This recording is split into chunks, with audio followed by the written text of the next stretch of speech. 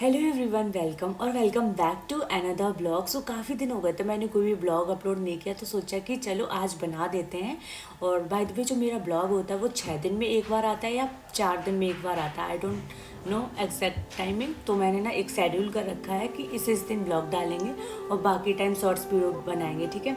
तो short video मेरी regular इसलिए आ पाती है क्योंकि उसमें ऐसा कोई टाइम नहीं लगता है, बस मुझे थोड़ी थोड़ी क्लिप ऐड ऑन करनी होती है, फिर वॉइस ओवर कर देती है। तो उसमें बिल्कुल भी मेरे को टाइम नहीं लगता है, बहुत ही कम टाइम लगता है, लाइक 10 से 15 मिनट में मेरा पूरा काम हो जाता है। बट लॉन्ग वीडियो बनाने में काफ़ी ज़्यादा टाइम लगता है, काफ़ी ज़्यादा चीज़ें ऐड ऑन करनी पड़ती हैं, कुछ कट करनी पड़ती हैं, बहुत सारी चीज़ें ऐसी हो जाती है। अगर आपकी 10-15 मिनट की वीडियो है तो उसको हमको बढ़ा के स्पीड बढ़ा के उसको कम पे लाना पड़ता है, 10-15 सेकंड करना पड़ता है। तो इसलिए लॉन्ग वीडियो मेरी कम इसीलिए आ पाती है क्योंकि एडिटिंग वगैरह में भी टाइम लग जाता है। और खैर वो सब छोड़ो।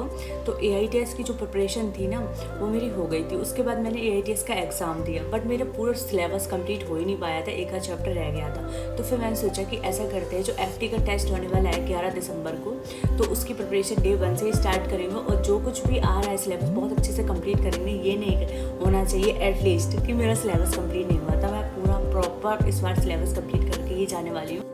सो गाइस, चलो अब आपको FT का पूरा अच्छे से सिलेबस दिखा देते हैं। और अगर आपने टेलीग्राम चैनल ज्वाइन नहीं किया ना तो कर लीजिए, क्योंकि वहाँ पे मैं सारे पेपर्स अपलोड करती रहती हूँ, LN, आकाश, न्यूनट सबके करती रहती हूँ, ठीक है। और अभी 10 दिन बाकी है, अगर आप भी ज्वाइन करना चाहते हैं हमको और उसका मतलब पूरा सिलेबस अच्छे से कंप्लीट कर लो 10 दिन तक, फिर उसके बाद उसका प्रिंट आउट निकलवा के खुद पेपर दे देना, ठीक है।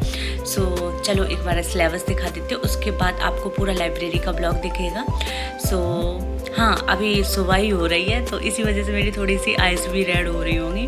तो अभी मैं बायोलॉजी का एक चैप्टर रिवाइज़ करूँगी और कुछ शॉर्ट नोट्स वगैरह हैं उन्हें रिवाइज़ करूँगी, तब जाऊँगी लाइब्रेरी। सो चलो स्टार्ट करते हैं ब्लॉग को, ओके, बने रहना। सो चलो अब आपको एक बार अच्छे से सिलेबस दिखा देते कि एग्जैक्टली क्या क्या आने वाला है, ठीक है। सो यहाँ पे पहले मैंने गलत देख लिया कि ये 17 नवंबर का था। चलो अब मैं पलट के दिखाती हूँ आपको। यहाँ पे आप लोग देख लो, 11 दिसंबर वेडनेसडे को टेस्ट होने वाला है।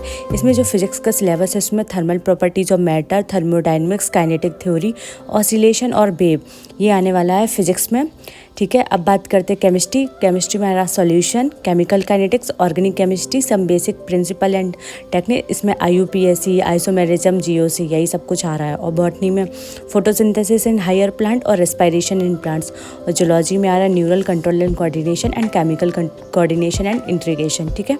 सो बाय द वे मेरा क्या क्या कंप्लीट हो गया वो भी आपको बताते हैं। यहाँ पे मेरा सॉल्यूशन वाला जो चैप्टर है वो कंप्लीट हो चुका है, एंड इसमें थोड़ा थोड़ा सा कुछ हो चुका है। और यहाँ पे फोटोसिंथेसिस वाला ये वाला कंप्लीट हो गया, और न्यूरल तो नहीं, केमिकल कोऑर्डिनेशन वाला, इतना सब कुछ हो चुका है। और फिजिक्स में 2 चैप्टर हो गए, रेडिएशन एंड हीट ट्रांसफ़र, ठीक है। 2 चैप्टर हो चुके हैं, बहुत अच्छे से मैंने कंप्लीट कर लिए विथ सारी ELPs एंड ऑल, ठीक है। सो अभी बहुत सारा बाकी है, लेकिन मैं टेस्ट से पहले सारा अपना सिलेबस अच्छे से कंप्लीट करके ही जाऊंगी, क्योंकि मैं हर बार कुछ ना कुछ छोड़ के जाती हूँ। इस बार पूरा का पूरा जो सिलेबस है उसे कंप्लीट करके ही जाएंगे। सो चलो अब आप थोड़ा सा बायो रिवाइज करते हैं, फिर उसके बाद आपसे मिलेंगे।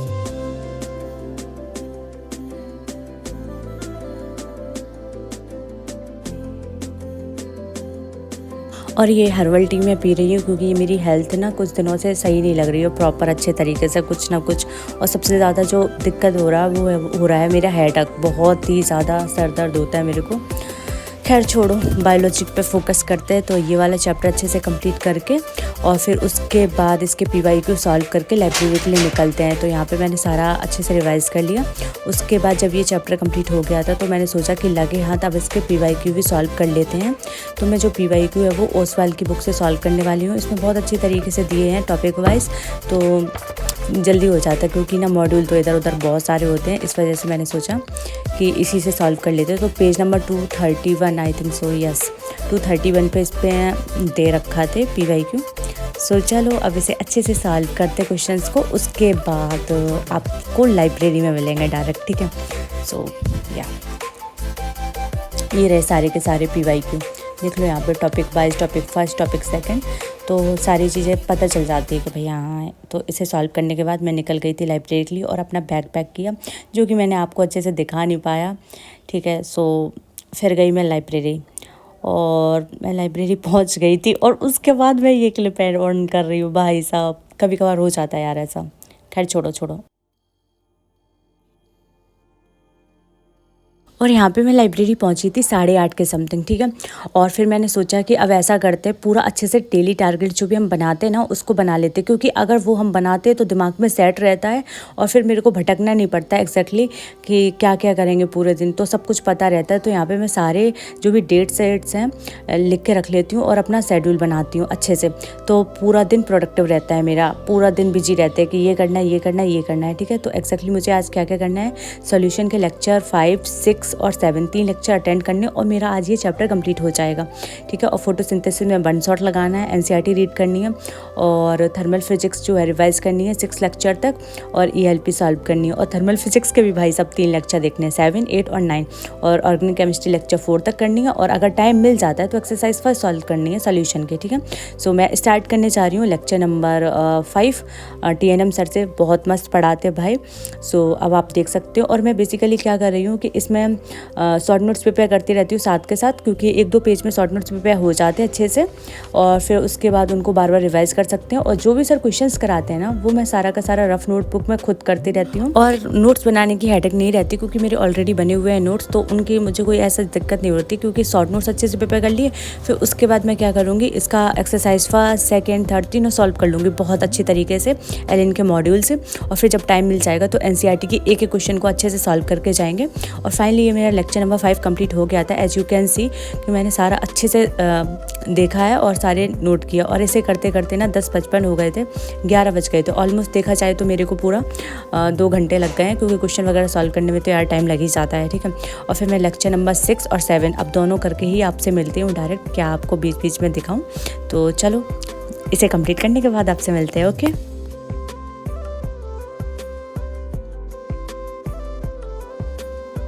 बीच में मेरी इतना ज़्यादा फिर से सर दर्द होने लग गया था, तो ये टैबलेट ले ली। वैसे नहीं लेनी चाहिए बट फिर भी ले ली। फिर ये लेक्चर नंबर 6 कंप्लीट हो गया था, तो 12:30 बज चुके थे। तो मैंने सोचा कि अब लास्ट लेक्चर बचा हुआ है 7, उसे भी कंप्लीट करना है। तो यहाँ पे 2 चीज़ें हो चुकी हैं हमारी, सॉल्यूशन का लेक्चर 1 और 2।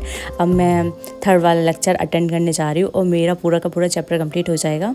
And finally I did it this lecture also, and the time is 2 बज चुके थे पूरे के पूरे। भाई साहब 5 घंटे लग गए मेरे को ये कंप्लीट करने में, बट वर्थ इट था।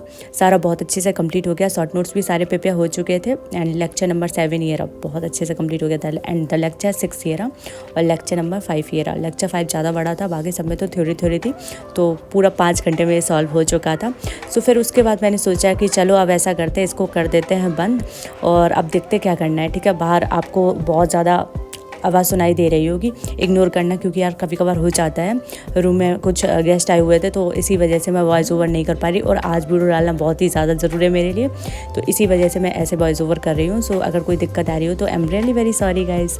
और फिर उसके बाद मैंने फोटोसिंथेसिस का 1 शॉट लगाया रक्षिता दीदी से। अब मैं एनसीईआरटी को रीड करूँगी साथ ही के साथ, और बीच में मैंने ये चुलबुले जो भी होता है यार ये खाया है, ठीक है। और दीदी ने भी खाया था थोड़ा बहुत, जो भी मेरे बगल में बैठती हैं। और लेक्चर नंबर कंप्लीट हो गया था ये 2:30 बज 3:30 बजने वाले थे। मेरा 1-1.5 घंटे में ये पूरा टाइम लग गया था, क्योंकि 2.5 घंटे का ये लेक्चर था। और फिर उसके बाद मैंने कहा कि लगे हाथ एनसीईआरटी भी रीड कर लेते हैं गाइस। तो चलो अब इसे रीड करने, एनसीईआरटी को रीड करते हैं, फिर उसके बाद आपसे मिलते हैं।